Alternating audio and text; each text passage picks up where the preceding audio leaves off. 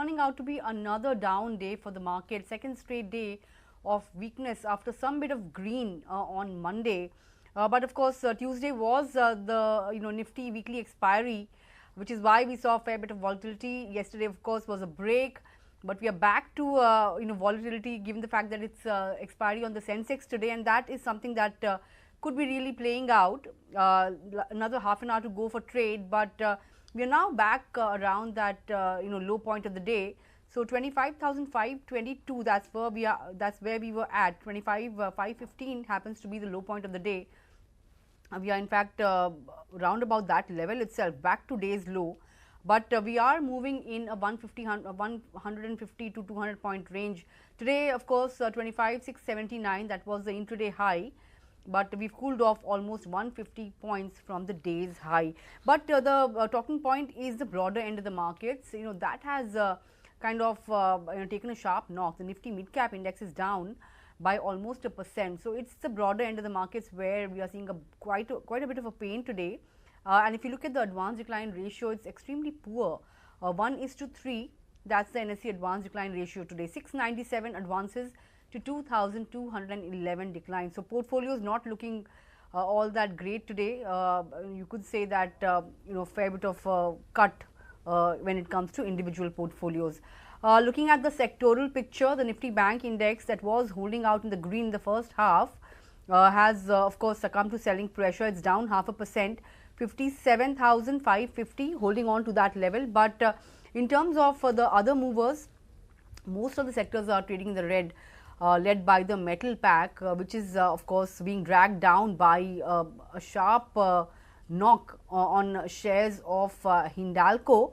But of course, aside of that, you have real estate pack that's also under pressure. PSU banking lot is also witnessing some kind of selling pressure.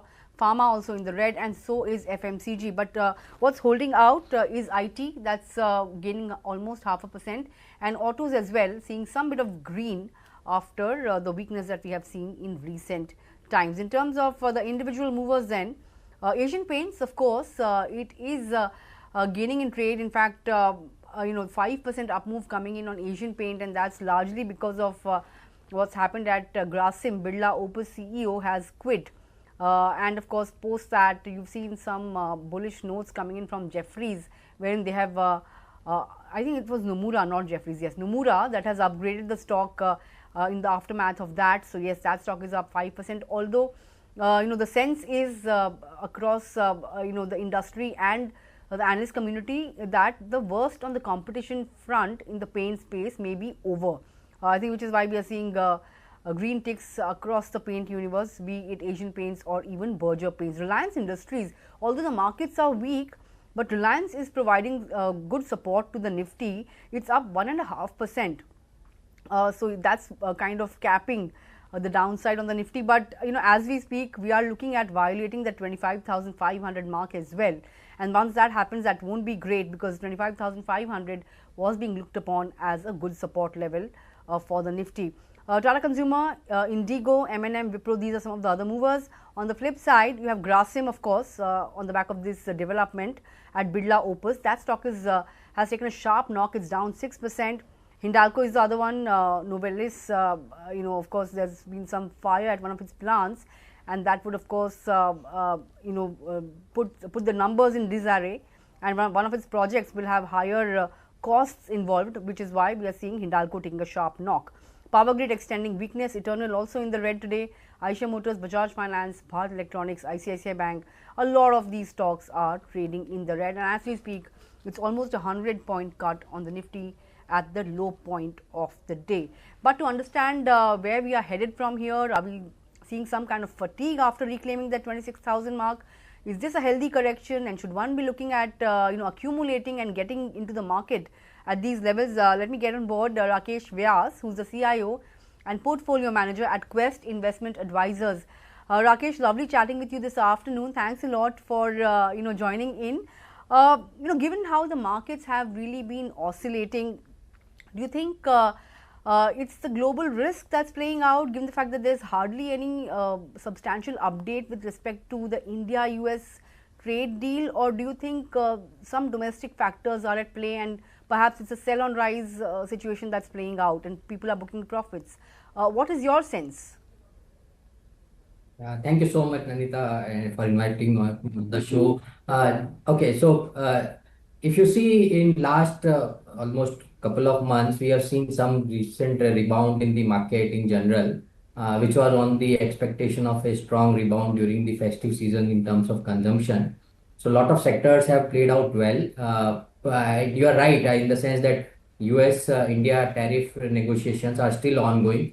We haven't seen any conclusion yet, and therefore there seems to be some postponement on the expectation of culmination there.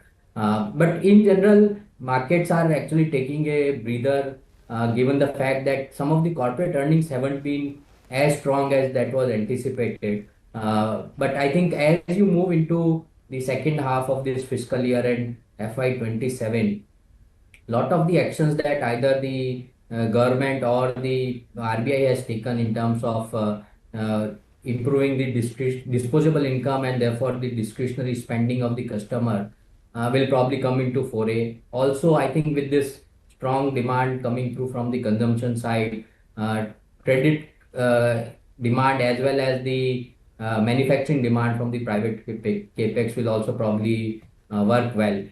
So I think it's just a pause in my view. Of course, we haven't seen any material positive news flows even during the earning season and in the festive season as well, so to say. But I think next 4 to 6 quarter will probably see much better earning growth and therefore that translating into better market returns. Okay, next 4 to 6 quarters could see better earnings, but we actually went into this earnings season with fairly muted expectations. One would argue that perhaps banks would be some of among those sectors that have done fairly well. Even IT, the expectations were very low, but given the muted expectations, earnings have kind of surprised on the upside. That's the street view. But which are the pockets that have disappointed you the most? If you can talk about some of the misses this earnings season. So I think one very clearly is the NBFC space. A couple of things that were expected out of them broadly.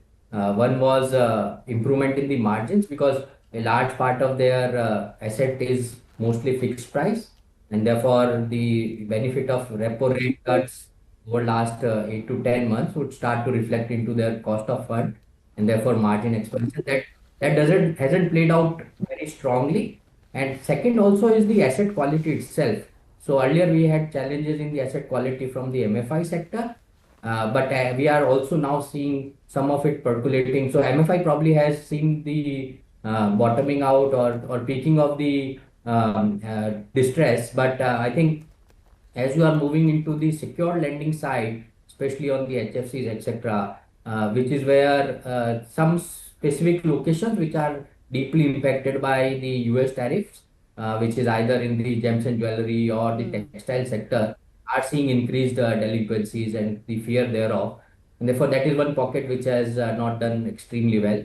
I think even in terms of the consumer discretionary space per se, there were very high expectation on the festive days, and therefore that translating into better revenue and the margins. But in the auto space, the large PV manufacturer actually saw a margin contraction or a pressure thereof, and that translating into earning. Hmm. So some of them misses, but broadly, I would agree with you. Maybe IT with muted expectation and banking with also again not so high expectation delivered better.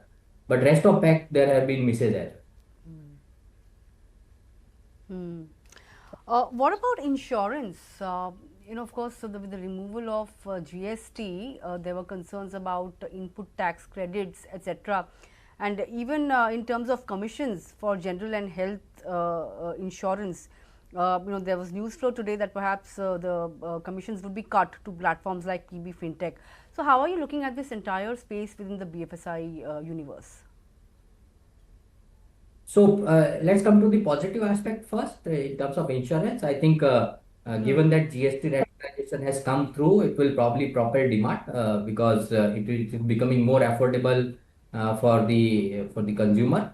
But as you rightly highlighted, I think given that the input tax credit is going away, uh, these companies will have to find ways and means to manage their margins, right? So across the board, across the supply chain, they will probably have to rationalize the fee structure in general, and this hit will probably get distributed across all players, including the platforms, the insurance commission agents, etc. And to that extent, we'll probably see better volume growth, but there will also be margin compressions that we'll see in that space incrementally as you move into next 4 to 6 quarters. On the other part of the Okay. BFSI, Please go on. Please go on. on the other part of the BFSI segment, I think as you move forward, banking actually probably will do better because you probably have seen the bottoming out of their NIM cycle. Because if there is no more repo rate cut by RBI in near term, then large part of the asset repricing has actually come through, and the liability repricing is gradually happening, which probably will get completed in third quarter. And as I was highlighting, if the consumption demand comes to, then you will probably see improvement in the retail lending space as well, which will drive the credit growth, which has been anemic for some time now. So, as the credit growth comes back, margin expansion comes through after it very tepid FY26, FY27 is expected to be a much better year in terms of banks, especially in an environment when, on a broad-based basis, if you see the asset quality is not changing materially, in the sense that we are not seeing any more worsening of the asset quality on the margin, then even the smaller and the mid-size banks will probably do as well, because in the tough asset quality environment, large banks tend to do much better because they have much diversified book, and also because of their liability franchise comes into foray, especially in terms of the tightening of liquidity environment, which is when they probably gain more market share. But if things are becoming much more normalized now, we'll probably see much stronger growth from the other space than the larger banks per se. Okay, small mid-sized banks better positioned. But you mentioned discretionary as well, and there were expectations of a huge uptick in demand following the changes in the GST rate structure, and one of that within the discretionary space was the AC end of it. But today we had numbers from Blue Star, and their outlook is not looking all that encouraging, right? Management said that second quarter, of course, was a tough quarter, and they've guided for a flat growth in FY26. And of course, they said that the room AC industry will see a 15% decline this year. Do you, of course, there's been a lot of changes in terms of weather as well, which have delayed purchases of room ACs as well, and which is why some of these companies are seeing pressure on their earnings. The likes of Blue Star, Voltas, they have already seen a fair bit of correction. Do you think this weakness is actually an opportunity in disguise to accumulate, or should one wait it out for a couple of more quarters and wait for that early sign of recovery before getting into these names? So unfortunately, this is a product segment which is very season dependent. Large part of the sales for the year actually happens during the season, and to some extent, the second best period is the festive season in general.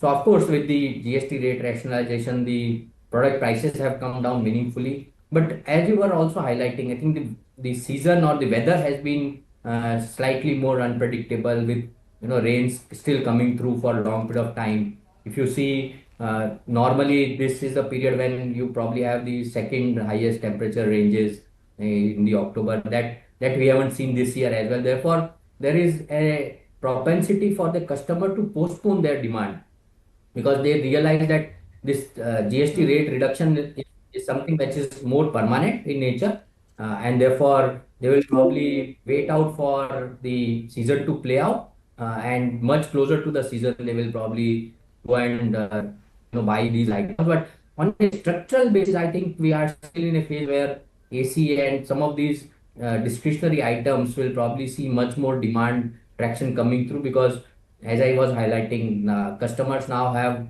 higher disposable income in their hand, and which they will probably use more on, I would say, more of these not so luxury items, now more of a basic necessity items, and therefore they will see much more better demand as we move forward. But it's probably also more a seasonal thing, and we'll probably wait out for how the next summer season plays out. And therefore, to some extent, it is still more advisable to look at a broader spectrum of consumer durable company than someone who is purely dependent on AC or refrigeration products. Got your point. Also want to get in your thoughts on the paint sector. The sector stocks are upbeat today in a weak market. Birla Opus CEO has resigned, and of course, competition concerns had really played out when it comes to shares like Asian Paints. But now the view is that the worst of the competition may be behind. Would you concur with that view? So of course, the competitive intensity over last couple of years have been very strong with the emergence of new player, Birla Opus. But as you see now, a large part of their capacity expansion is complete, and therefore to that extent, it's now going to be more of the distribution and the market share gain, and the profit pool of that particular space has continued to shrink over last couple of years as well.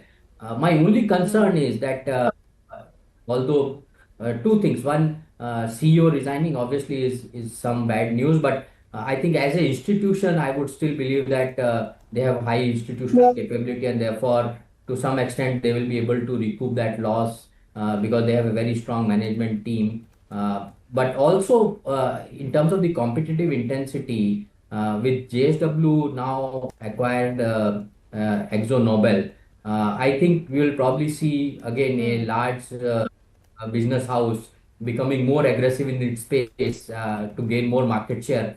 And I don't think that the worst of the competitive intensity is behind, because you still have one large player or one player who wants to become much larger than what it is today. And therefore, this profit pool may continue to see some meaningful challenges. Also, on demand front, also, I mean, demand has been fairly tepid so far. Some benefit can come through largely from the large number of real estate projects that got announced maybe 3, 4, 5 years back are on verge of completion now incrementally, and therefore to some extent some demand bounce back can come through. But I still think that the pricing pressure because of high competitive intensity can continue to remain for some more time. Okay, pricing pressure may persist for some more time to come. Last question, really, Rakesh. What are the top overweights and underweights at your organization? How are you looking at portfolios right now? So as a broader space, I think we are fairly positive on two, three themes. One is, as I said, consumer discretionary space. So we have overweight positions or meaningful positions in the food tech play, the two players in the food delivery and quick commerce business. We are reasonably well managed in terms of our weights on large banks, large private banks, so to say, and also the fintech companies. One which recently announced their result, they have turned profitable for last 2 quarters, so that space is doing well. They are rapidly. I think the other space where we are incrementally also positive on is the hospitality space. We have exposure to hotels where we are continuing to see very strong demand so far. Of course, the ARR growth has started to moderate, but we never expected that trend of very high ARR growth to continue. And in that context, the business are still delivering very strong growth on EBITDA front itself. So those are the space we are more positive on. Apart from that, one space where we have started to look at more closely is in the pharma CRDMO or the specialty chemical CRDMO space, because that is one space which has done very well in last almost 1 to 2 years, given all the uncertainties and lower demand. But I think as you move forward, India will emerge as one of the strong plays for the supply chain shifts to happen away from China to India, and that is a space where we become more constructive now. All right, those are some of the pockets, overweight pockets there. But with that, Rakesh, would like to thank you for taking out time. I'm afraid we are running out of time. I had a couple of more questions, but we will save it for next time. Thank you for joining in this afternoon. Yeah. Thank you. Thank you. Well, we did slip below that 25,500 mark briefly. 25,491, that's the swing low that we made today. So, I think that will be a crucial level to watch. But yes, it is still 91 points down on the Nifty. We are just about struggling to latch on to that 25,500 mark. Sensex is down 140 points. The mid caps, now the mid cap index is down over 600 points. So, it's a 1% cut coming in on the mid cap index, clearly underperforming today. Advance decline ratio worsening even further, 681 advances to 2,240 declines. So, yes, breadth also looking extremely poor. But of course, we violated the 25,500 mark today. To understand, how is the setup looking like here on? Let me get on board Kunal Rambhia, fund manager at the streets. Kunal, chatting with you after a very long time. Hope you've been good. But 25,500 that was being seen as a major support in this leg of the correction. We briefly slipped below that level. How worried would you be? Good afternoon, Nandita. Again, really happy to get on board with you. So yes, Nifty definitely broke that 25,500 psychological mark, round off mark, and even the important support level. But I think the closing is still near to that 25,500 mark itself. And if you look at the last rally, which started somewhere from the beginning of October till say the end of October, this entire rally's retracement level, which is at 38.2%, that's coming at 25,525 marks. So this zone of 25,500, 25,525 is very important. I think let's not just not be worried about this one tick below that 25,500 mark. If Nifty sustains below 25,500 mark, yes, we'll have to change our bullish view. But otherwise, I think this is a good bargain buying opportunity from positional point of view. Good bargain buying opportunity. What about the Nifty Bank Index? We had cleared the 58,000 mark. There was some bit of outperformance coming in, but now in tandem with what the market is doing, we are seeing some bit of weakness. But would you still say that the setup of the Nifty Bank Index is looking much better compared to the Nifty Index? No, I would actually, be more bullish on Nifty rather than Bank Nifty. Though the Bank Nifty is in sideways consolidation, 57,500 seems to be a good strong support, even from last 20 days of behavior. But if I were to buy, I'll go ahead with first Nifty over Bank Nifty. If Bank Nifty sustains to 57,500 mark, and if it gives a breakout of 57,850, then I'll turn a little bullish on Bank Nifty. But otherwise, I'll avoid Bank Nifty because I think Nifty will outperform Bank Nifty from here on. Okay, Nifty is poised to outperform the Nifty Bank Index here on. But let's talk about some of the big movers today, especially on the benchmarks, the frontline indices. Nifty Metal Index, that's the top laggard today. Of course, metals as a universe has been doing extremely well. There are quite a few factors at play. At a time when the markets were stuck in a downtrend, metals was one pocket that managed to outperform. But today there has been some weakness. We also have Hindalco that's that's taken it on the chin. It's down over 5% on the back of earnings from Novelis and some concerns with regards to costs at projects, etc. But Hindalco, I think, has still seen fair bit of downtrend and correction. Today's move, does it mark a fresh breakdown, or would you say that it just opens up an opportunity to take a positional play here? In the last month or so, I think the stock has done okayish, 1% kind of gain, but last 5 days it has shed almost 8%. See, Nandita, again, if you look at the entire Nifty metal index, the metal index went up by almost 18.5 to 20% in the month of September and October.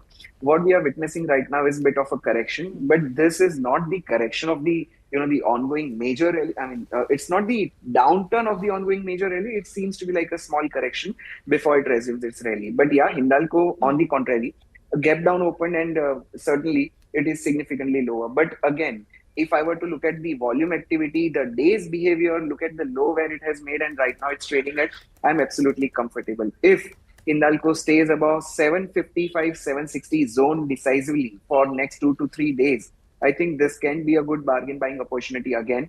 I'm not bearish on metal. I'm definitely away from metal. But this levels, if at all comes on the counters, we should grab the opportunity. So Hindalco is one of them. Very comfortable with the stop of 755.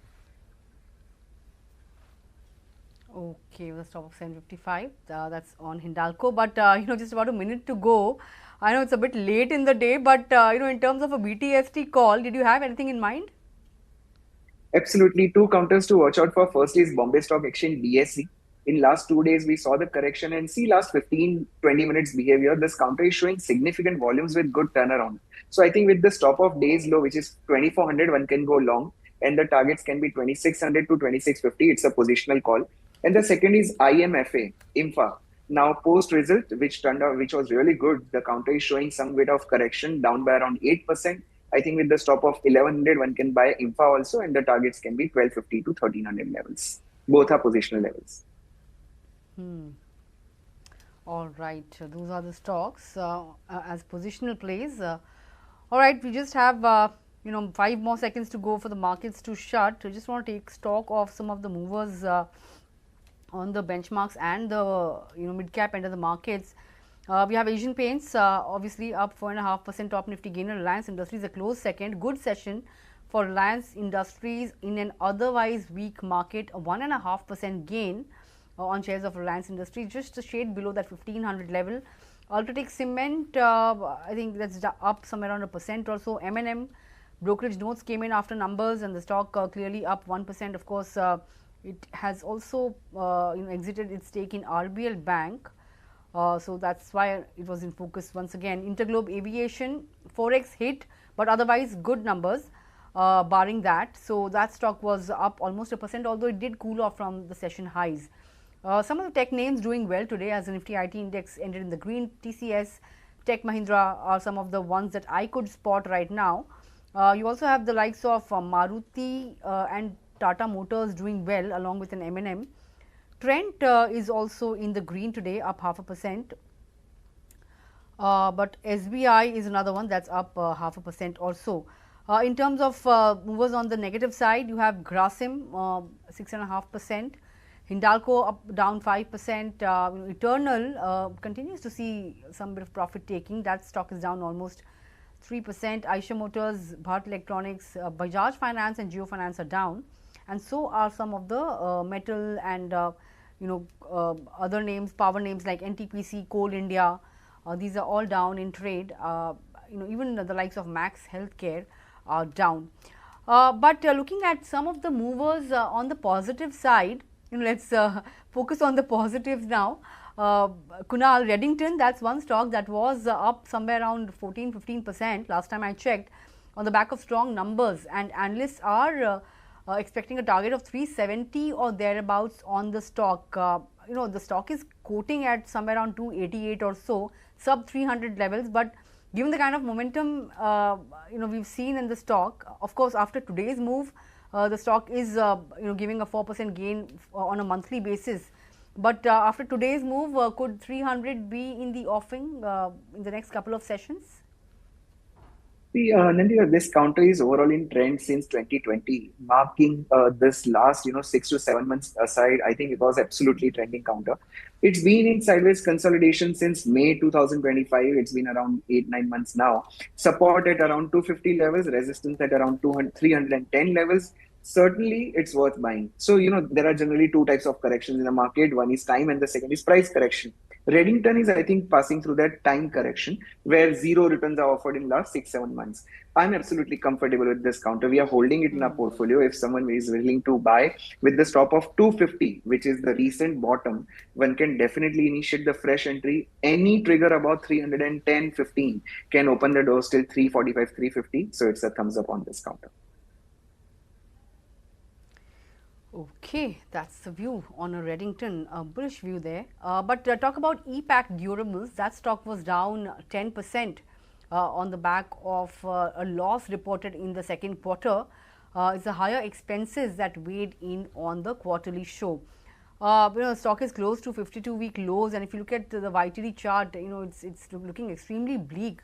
It has halved from its highs, right, or 48% down on a YTD basis. The 52-week high is only at $670. So it's not looking all that great. How would you look at this chart? Would you see signals of more downside, or would you say that it's near about its bottom? So it's a recently listed counter. We just have 1.5 year history of this counter. If you look at the behavior right from 150, the counter has gone up to 600, 4x returns, and then sideways consolidation near 320 zone. This 320.25 was a strong support, which is broken today with the gap down. So certainly, as of now, even on the nearest term chart, it's an exit. But by any chance, if the counter reclaims 340 mark, then it can be the wonderful buying opportunity for those who have not participated like me. So I have not really touched upon this counter, but now if the counter reclaims 340, this can be an Elliott third wave where we can see, the higher highs coming on the longer time frame chart. So for now, it's an exit, but watch out for 340. Above that, we can revisit the counter. 340, that will be a crucial level, and that would be a good entry point on an e-pack durables. Of course, this year hasn't been all that great, and of course the stock did list just 1.5 years ago. But Power Grid, extending its weakness, numbers weren't all that great. The stock has been in a clear downtrend as well. All the charts are showing negative returns. Any thoughts on this counter? How are you positioned? Absolutely sideways counter since March 25, strong support at 270. Today's closing, I guess, is near to that 270 or 270 mark itself. It's a clear avoid. There is no momentum. Now, if someone wants to trade derivatives on this counter, I think one can keep levels of 255 in mind. If the counter reaches near 255, short straddle and long futures can be a good combination with the positional stop of 250. Now, the idea here is that because the counter has not done much and it generally remains sideways, when you sell call and put option, you earn premium. So this can be a good strategy on the counter. But trending, anyone who wants to play the trend, it's a clear avoid counter. Okay, trend wise a clear avoid counter. But let's talk about the last couple of stocks. UPL, this stock hit a fresh 52-week high. Numbers came out today and they were fairly encouraging. In fact, the company reported a net profit of over 550 crore rupees vis-a-vis a loss of 440 crore rupees in the same quarter last year. There's been a one-time gain vis-a-vis a one-time loss of 8 crore rupees in the same quarter last year. But margin-wise also it's very well poised, and even stock movement-wise it has seen good traction. But in the last couple of weeks or couple of months, you can say it has lost some bit of steam, even though the stock hit a fresh 52-week high today. Has it topped out, or would you see higher levels? Spot on observation. In fact, this counter is losing its momentum, and the only reason for that, what I can see on the chart, is that somewhere in the mid of 2021 to end of 2022, this counter was trading near 775 to 800 mark. After broader consolidation, actually it fell down. It came down to 390, and now it has reclaimed those levels, which is 740, 750 after almost 3 years. So yeah, it's an avoid zone for now. If someone is holding, absolutely comfortable, hold on to your position with the stop of 695 to 700 zone. And if someone wants to trade fresh on it, I think correction can be a good opportunity to buy. But for now, at this elevated level, fresh entry is to be avoided. If someone is holding, then it's fine. One can hold on with the target of 775 to 780. Okay, that's the view. What about Ola Electric? Any thoughts? Results were disappointing. Stock was going downhill today as well. How are you approaching this counter? Too much of momentum was seen by end of August and September, where the counter shoot up from 35 to 40 odd levels to 70 levels. And believe me, many people are trapped in it because of that momentum and entering at the wrong levels. And certainly the counter is now back to 47 mark. No momentum at all. In fact, the numbers are also poor. It's a fresh, if someone is willing to enter fresh, keep the levels of 55 in mind. That's the internal level which we have also set to initiate any fresh entry. If the counter manages to break 55, then it's a buy with the stop of 47. But don't try to catch the falling knife because the structure overall is as of now weak. It's only if the momentum catches up, we'll think of initiating a buy. Otherwise, it's a clear avoid at this level. All right, 55 becomes a crucial level beyond which one can look at an entry, but for now it is an avoid. But with that, Kunal, I would like to thank you for taking out time and joining in this afternoon. Of course, always appreciate your joining in, and I look forward to our next conversation as well. My pleasure. Thank you so much. Thanks a lot. Well, on that note, let's move on then and bring on board our colleague joining us here, Yatin, after a few days of absence. Yatin, great to have you back on the show, but not such a great day for the market. In fact, second day in the running when we have seen weakness. Tuesday was Nifty weekly expiry. Today was Sensex weekly expiry, so volatility on both ends. But today we did dip below the 25,500 mark just for a very brief minute or so. Technical analysts believe that although we did dip below that level, but we have shut shop above 25,500, so nothing really to be worried about. But what's the sense? Because we have seen a lot of weakness, some attempt at making a comeback, but that also fizzled out. So I think clearly last week and the start of the week we have seen consolidation not only in India but globally. We were much higher at 26,000 on the Nifty, but we couldn't sustain those 26,200 levels. We have been just off 500, 600 points from those levels. More importantly, earnings have not been that bad, but the sell-off in mid-caps was quite big today. In fact, today's advance decline ratio clearly indicates the kind of sell-off we saw in the mid-cap index. The mid-cap index was down more than 500 points, advance decline ratio almost 3:1. At one point in time, it was 4 stocks declining to 1 advancing. So the decline advance ratio was quite bad. Overall, to look at the market breadth, market was slightly holding up, but the mid cap, small caps, general stocks saw big reactions, on the negative side. Volume was not that great, but yes, the sentiment of the market turned quite weak. Probably in the last 10 days, we have seen the most weakest trading session breadth-wise for today. That's true, Yatin. The breadth extremely poor. I think 2:7 if I see it on my. It's almost like 1:4, one stock advancing to 4 declining. Yeah, so it's pretty bad, and portfolios would be bleeding today, yes, to say the least. But Yatin, let's talk about some of the movers within the broader end of the markets. Today we saw on the frontline index front, we had the likes of Hindalco, Asian Paints, of course, divergent moves, but those were the big movers. But on the Nifty 500, the broader index, which were the movers that were reacting to numbers and news flow? Yeah, so if you look at a lot of stocks, in terms of reaction, and let me talk about one of them, which is Redington. Good numbers, stock up 16%. CCL Products, good numbers, stock up 10%. Astral, numbers were not that great, but I think the market's already priced in the negatives. In fact, the management is expecting a pickup from second half. That stock moved 7% in trade. It's a good move for Astral. What was not doing well is NetWeb. That stock was down 10%. Delivery, 90 crore startup cost expense. They are trying to integrate Ecom Express, which was their latest acquisition. And look at the stock, 9% lower. Blue Jet, 8% down post numbers. And Aditya Birla Fashion, which is ABFRL, that stock also post numbers was down 8%. So across the board, quite weak set of numbers, majoritarily reacting after that one-day holiday. That's true, and it was good that we were shut yesterday, I think, because Tuesday Wall Street was under pressure yesterday. Asian markets were also selling off. So at least we returned on a day when the global market cues were looking good, but I think it was our internal domestic cues that really led to the weakness in today's session.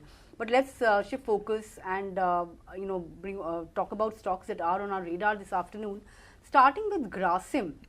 Of course, there's been a development here which has led to a rally in other paint stocks, and of course it has led to an up move on shares of Britannia as well at the same time, because Rakshit Hargave, who led the company's paint unit, which is Birla Opus, resigned just 18 months after its launch. Now, Britannia is the company that he's joining as the CEO, which is why we saw a good 2.5% kind of an uptick on shares of Britannia. But talking about Hargave's role in Birla Opus, well, he was actively engaged in scaling up the paints business, and of course, there was already tough competition, and which is what he was navigating. And of course, they had made wider footprint in the paints segment just 18 months of launch, right? That of course gave other paint companies a run for their money. But which is why I think other paint companies are now picking up traction, because they think that the worst of the competition may be behind them, because Birlas have already used up their 10,000 crore capex that they had outlined at the time of the launch. But some global brokerages have reacted to this development. In fact, Jefferies has said that given the fact that Hargave played such a big role in helping Birla Opus expand its footprint, this may cause some bit of a knee-jerk reaction, and of course the sentiment may remain cautious in the near term for Grasim, because of course this resignation came as a negative surprise of sorts. Birla Opus, although does continue to gain market share across many regions, in fact it has expanded its reach to over 10,000 towns. Of course, Birla Opus along with Birla White Putty had reached double-digit market share as well, which is also another factor. But yes, this development came as a shot in the arm for the likes of Asian Paints. That stock was among the top gainers on the Nifty. Nomura has come out with a report wherein they have upgraded Asian Paints to buy now with a target price of 3,100 rupees. In fact, Nomura also points out that they are now turning positive on the sector because the competition headwinds seem to be behind, and they've also pointed out that Birlas have already deployed the 10,000 crore rupee the capital that they had earmarked for Birla Opus. So that's good, and of course stocks already have seen quite a bit of correction, which is why they are turning constructive on the sector. So all in all, that's why the paint sector was a buzz. Even Berger Paints, in an interview to CNBC TV 18, had said that the worst on the competition front may be over. Yeah, and not only Grasim was down 6%, Hindalco was down 6-7%. So I think it's a double whammy for the Birla Group, losing market capitalization for both flagship companies in the respective sectors. Grasim down 6-7%, Hindalco down 6-7%, and this time it is the Novelis numbers which were the culprit. In fact, Novelis, which is the US subsidiary of Hindalco, reported much weaker than expected earnings. That was impacted by a disruption at one of the European clients, which probably would be JLR, not off taking a few of their aluminum forging products.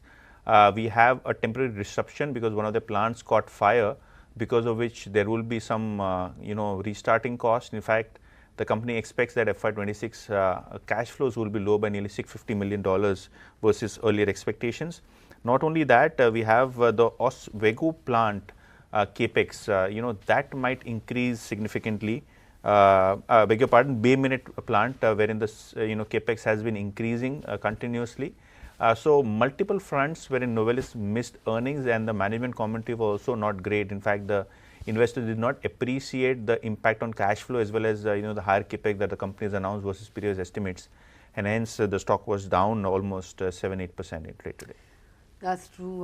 Hindalco there, I think that fire at that unit, that is something that has raised concerns about higher costs, and of course the Bay Minette project. I think once again, earlier, a long time back, there was some concern about capital costs at Bay Minette. So I think from the initial projection, they revised it once, and this is the second time they've revised the capex guidance, which is the reason why the stock is getting hammered in trade, almost 5% lower.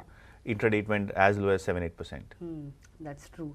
That's Hindalco for you, but Yatin, Paytm is another counter that was a buzz on the back of good earnings. It reported an EBITDA, adjusted EBITDA positive, so to say, and it was so up, before ESOP cost, they were doing well. Not only that, we have the management commentary also, which was good. In fact, we have Jefferies, which has come out with a buyer report on Paytm with a target of 1,600. Now, talking about Paytm, they say that the overall reported earnings had 24% growth on the revenues. Adjusted EBITDA came in 180 crores, which was above expectations. Not only that, the new ventures and the strong core business will drive a 24% earnings CAGR, which is the compounded annual growth rate. And brokerages are now hopeful that the company will focus on positive EBITDA margins as well as profitability. And as and when volumes pick up, Paytm would have that operating leverage benefit. In fact, there was 121 crore impact during the quarter because of the gaming business write-off. So if you ignore all of these one-offs and look at the the whole picture on the profitability front, it has significantly improved versus analyst expectations on a sequential basis. So yes, Paytm on the back of good earnings moved almost 3.5% in trade. Not only that, we have the Paytm MSCI inclusion also, which was announced, in which we could see another 3,000-4,000 crores buying according to brokerage expectations. That's true, but Yatin, I was just going through the CLSA report on Paytm as well. Their target price is a bit lower, at 1,000 rupees, and they also pointed out that marketing services revenue remained a bit weak, even though loan distribution revenue was healthy for a Paytm. But those were all the stocks that were on our radar. But I think earnings will continue to be in focus. Today there weren't any Nifty earnings, but tomorrow we have a slew of earnings. Hindalco, after today's down move, will be reporting numbers. You have Bajaj Auto, Trent. These are some of the companies to watch out for. In fact, in the non-Nifty names, we have Divi's also, which will report even numbers. Nykaa for that matter. I'm just looking at Nykaa. That's also reporting numbers, and so is Nalco from the metals pack. So yes, I think earnings season is on in full swing. Quite a few numbers still awaited. We'll of course get back to you guys with all the numbers and a lot more. So tune in tomorrow at 9 a.m. once again on opening bell. But for now, it's a goodbye from us.